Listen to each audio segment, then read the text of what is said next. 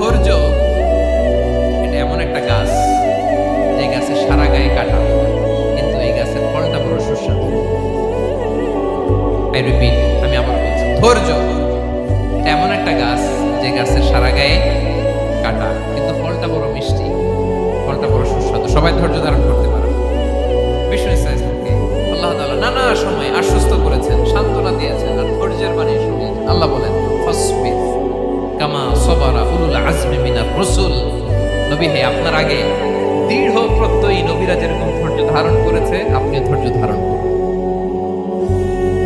সূরাতুল মুজাম্মিল আল্লাহ তাআলা বলছেন, ওয়াসবির আলা মা ইয়াকুলুনা ওয়াহজুরহুম হাজরান জামিলা। ওরা যাই বলুক, আপনি ধৈর্য ধারণ করুন, ওদের কথাকে ইগনোর করুন। Just ignore what they are saying to you. যা বলে আপনি জাস্ট ইগনোর করেন। ওরা বিষ্ণু ঈসা ইসলামের মনোবলকে ভেঙে দেওয়ার জন্য কখনো বিষ্ণু ঈসা ইসলামকে কবি বলে গালি দিত। কবি কি বলতো? শায়ের। কখনো বলতো মজনুন, পাগল।